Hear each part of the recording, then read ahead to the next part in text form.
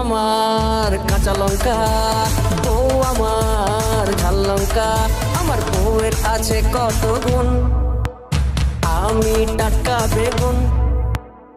আচ্ছা বলুন তো দিদি, রবীন্দ্রনাথ ঠাকুর নোবেল কেন পেয়েছিলেন? এটা কোন বাঙালি জানে না? দিদি আমি একজন টিচার হয়ে এটুকু জানবো না?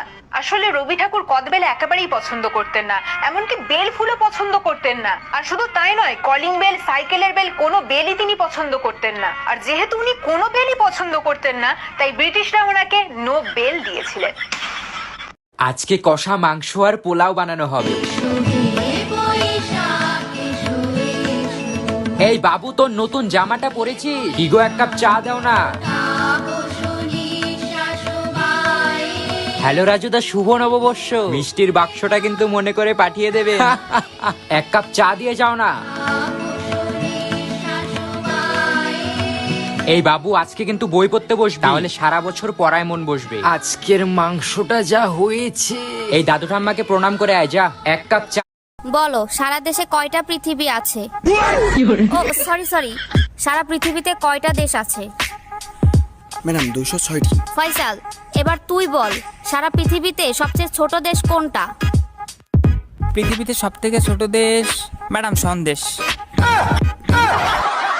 বাবু, এই বাবু। হ্যাঁ মা, কি হয়েছে? তুই তোর বই খাতা এভাবে খুলে রেখে কোথায় গেছিলি রে? মা, আমি টয়লেটে গেছিলাম। বই খাতা এভাবে খুলে রাখা যায় না, তুই জানিস না? কেন, কি হয়? বই খাতা এভাবে খুলে রাখলে ভূত এসে পড়ে যায়, তারপর আর পড়াশোনা তোর মাথায় থাকে না। ও মা, তাই নাকি? হ্যাঁ মা, তাহলে আমি কালকের থেকে স্কুল যাওয়া বাদ দিয়ে দিই। কেন? আর টিউশন স্যারকেও বলে দিই কালকের থেকে না আসতে। এ মা, কেন? কারণ আমি যতদিন আমার বই খাতা খুলে রেখে দিয়েছিলাম, সেই হিসাবে তো ভূত এখন অনেক শিক্ষিত হয়ে গেছে, তোর কাছেই পড়ে নেবো।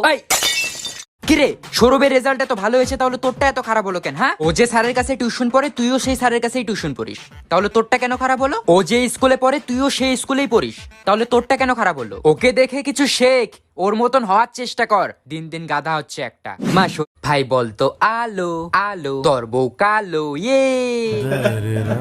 ভাই বলতো কাচের বাটি কাচের বাটি, তোর বিয়েতে আমি সাঁতার কাটি, ইয়ে।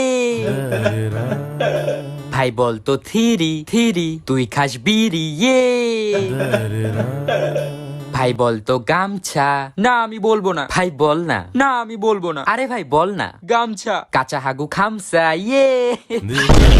মামা, ফুচকা তো ভালো হয়েছে, কিন্তু ওয়াশরুম থেকে এসে কি ভালো করে হাত ধোন? দেহে না পা, আমাগো কাজ থাকে সারাদিন জাল আর লাল মরিচ লইয়া, তো বাথরুম থেকে আসার পরে হাত ধুই কিনা জানি না, তবে বাথরুমে যাওয়ার সময় অবশ্যই হাতটা ধুইয়া যায় সাবান দিয়ে।